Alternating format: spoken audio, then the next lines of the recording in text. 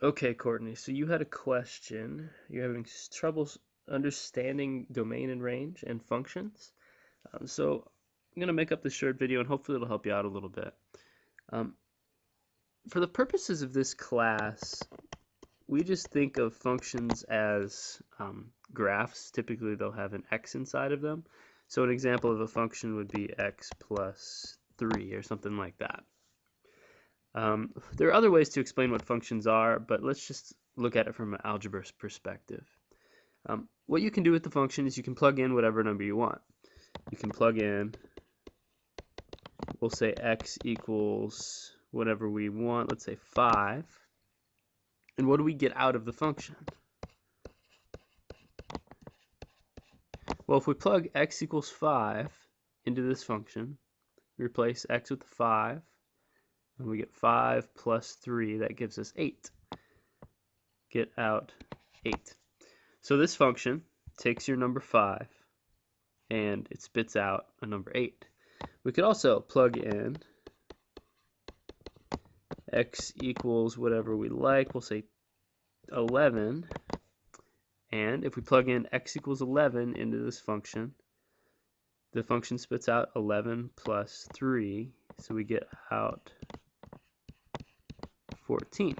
So this function right here is a function that takes whatever x value you want to plug into it, and it spits out a value that's 3 bigger. And that's what this function does. And of course, you could, if you wanted to, you could plot these points. You could plot the point 5, 8 on a graph,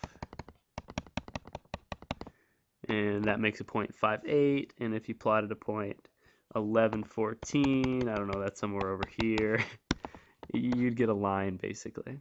If you plotted all of the possible points that went in and out of this function. Okay, so for the purposes of this class, a function is just something, some equation that you can plug numbers into. And you can plug whatever number you want to into this function here. Doesn't matter what x value you pick, you can plug that in there. Of course, that's not always going to be the case. That last thing I just said, I said you could plug in whatever you want to. Let's look at a different example. What if we had something like this? Our function is 1 over x minus 4. So you could plug in, we'll just do a quick example.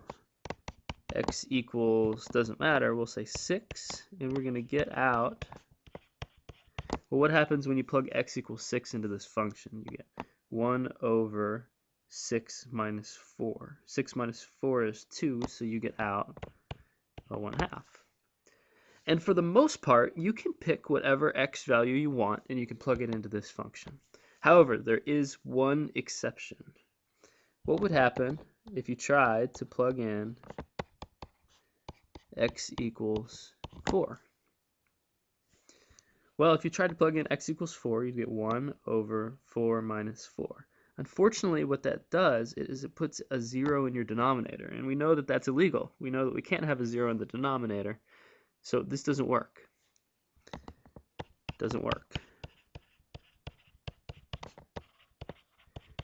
And x equals 4 actually is very specific in this problem. It's the only value of x that we can't plug into this function.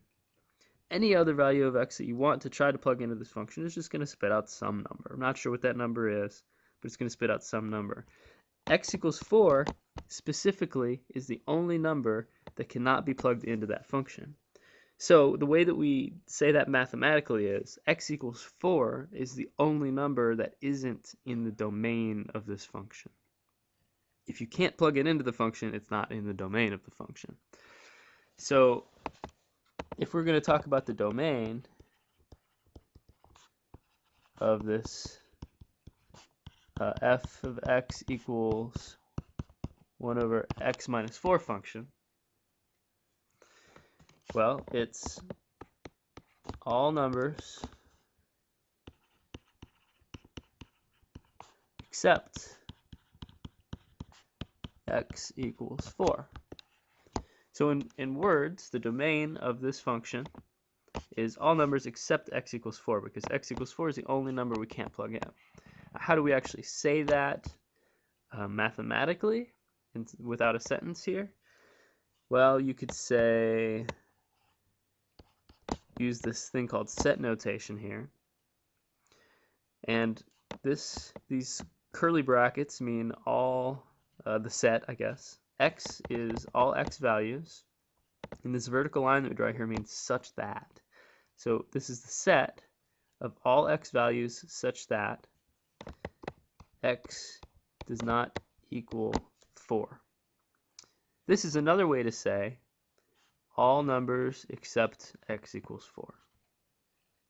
So all numbers except x equals 4 is the same thing as that thing right there. Now there's actually one other way to write this. This one is called set notation. But sometimes people like to use a notation called interval notation, where you actually write out the interval of the domain here. Now, sort of as a side note, if we were going to draw a picture of what this domain is, it's all numbers except x equals 4. Let's see, we'll do that in red. Here's 0, here's a number line. 1, 2, 3, 4, 5, 6, and so on, in both directions. How would we draw all numbers except x equals 4? Well, what we do is we put a little circle over x equals 4, meaning that's not included, and we fill in everything else. Oh, sorry, my computer thinks that I just scratched out my number line. There we go. So we fill in everything else. That's how you would draw all numbers except x equals 4. Now, how do we write that into interval notation? The reason I drew the picture is because the picture makes it easier to write out this interval notation. You have an interval from where this arrow goes is negative infinity all the way up to 4. That's one interval. Negative infinity all the way up to 4, and we're not including 4. So that's why we use a parenthesis there. There's another interval here, all values from 4 all the way out to infinity. And we're not including 4 again. If you have two different intervals in your interval notation, all you do is you put a little u in between those two, and that means a union. It's the union of those two intervals. So that is yet another way to write the same thing. All numbers except x equals 4 can be written in this set notation here, or it can be written in this interval notation right here. That's called interval notation.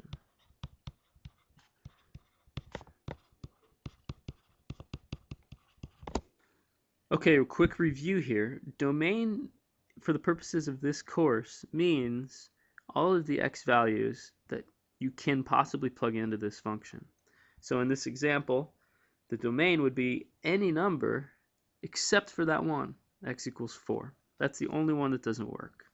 Now, if we went back to our previous example here, this function, x plus 3, what would the domain of this function be? Well, you can plug in whatever x value you want. There are absolutely no x values that are going to give you any possible issues. It's because you can plug any x value into this function. The domain is, we say, all real numbers.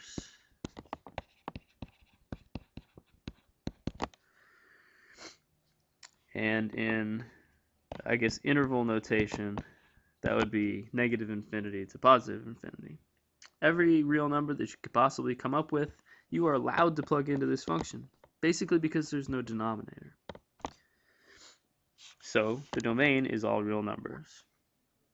Now, there's one other type of restriction that we can run into with functions. You'd probably remember at some point that you can't plug a negative number into a square root. So a couple of rules. One, from this first problem, you can't have a 0 in the denominator. You probably also remember that you can't have a negative number under a square root. So, for example, you could plug in x equals 7 into this function, and you'd get out Oh, let's see, 7 minus 5 is 2, so you'd get out the square root of 2 as your answer from that function. But if you tried to plug in x equals 1, you would get out, what is that, the square root of negative 4. Well, the square root of a negative number for at this point in the class is just not a real number. You just stop at this point. It's not real. So what are all the x values that could possibly give you an actual answer? We didn't get an answer out of this, so we're not allowed to plug x equals 1 into our function, meaning x equals 1 is not in the domain of that function. So what are all the x values that you could actually plug in to this function and get an actual answer out? Well, you might think, okay, well 7 worked, but 1 didn't work. Would 5 work? Plug in x equals 5, get out, let's see, 5 minus 5 is 0, the square root of 0. Yeah, actually that does work. It looks funny, but 0 is an answer. The square root of 0 is just 0, and that's an answer. But what if you plugged in x equals 4? Would that work? Well, no, you would get the square root of a negative number. What about x equals 6? Would x equals 6 work? Yes, x equals 6 works. Then you start looking at all the possibilities and you realize that we can plug in any number greater than or equal to 5. We can plug any number greater than or equal to 5 into this function and get out an actual answer. That's the domain then. And the way that we write that, we can write it two different ways. We can write it in this set notation. This is all x values such that x is greater than or equal to 5. The other way to do it would be to, I would have to draw a number line. So this is 0, 1, 2, 3, 4, 5. All x values greater than or equal to 5 work, and that would be depicted on this graph by filling in that dot at 5 and drawing in all values greater than 5. The way that you could write this in interval notation, if you were asked to do so, would be writing the interval 5 to infinity. Now this time I use this square bracket here on the 5. That represents that we're including 5 in this interval, that this dot is filled in on this interval. Okay, so we've gone through a couple of examples, and actually we've kind of run into most of the possibilities here. There are a couple of rules about domain. 1, you can't have a 0 in the denominator. 2, you can't have a negative under a square root. And that's it. For the purposes of this class, those are really our only rules. Rules for domain. 1, denominator cannot equal 0. And 2, the stuff under the radical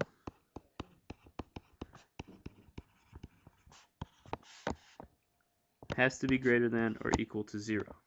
The stuff under the radical has to be positive or 0. And that's it. You can go through a problem and say, hey, there's the denominator, that can't equal 0. And you can say, hey, there's some stuff under a radical that has to be positive or equal to 0. And those are your two very, very basic rules. I've simplified a few things. I've left out some, tiny details. But for the most part, hopefully that gets you a start with domain. But it actually just occurred to me that there's another way to look at domain, and that's graphically. Now let's take a look here. Let's go back to our previous examples and ask the question, what would the graph of this thing look like, and how can we basically explain the domain of this function through the graph? Now, your life is a lot easier if you have a graph of this function. Now, you're sitting there and you probably have a graphing calculator on you, or you can use the internet. You could graph this function, and as it turns out, I'm going to draw a little dotted line here. The graph of this function looks something like this. Looks something like that, and something like that. Graph it yourself and you can see that it looks like that. Now, if you wanted to ask the question, what is the domain, and now you can actually also ask the question, what's the range of this function? The domain is all of the x values that exist on this graph.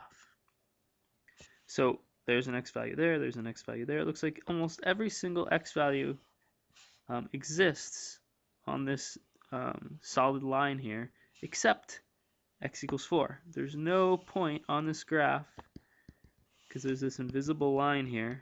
So this is invisible vertical line. There's no point on this graph that has an x value of 4. It doesn't exist. So your domain is all x values. That's all numbers except x equals 4. They match up.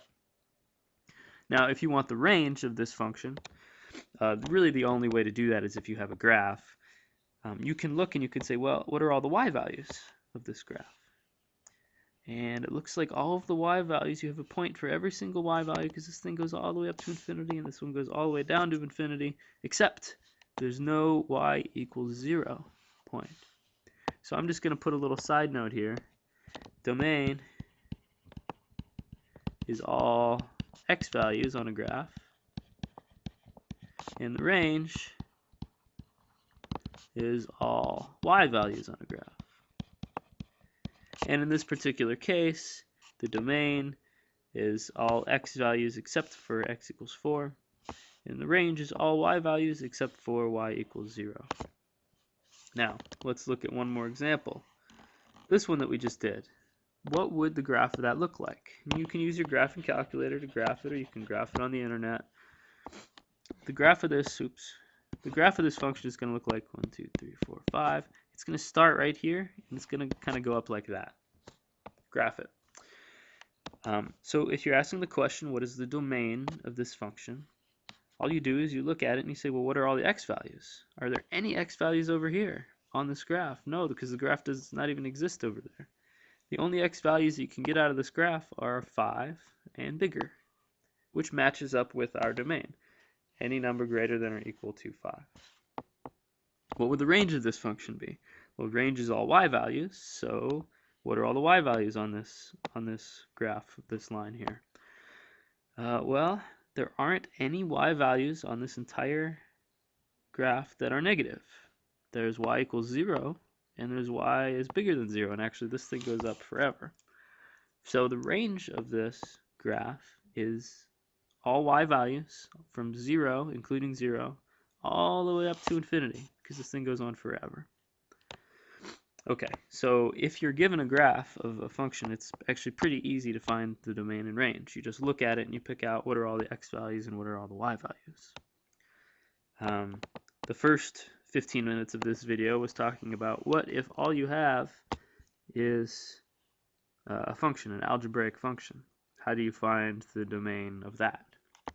And I'll say it again, really the only good way to find range is if you have a graph.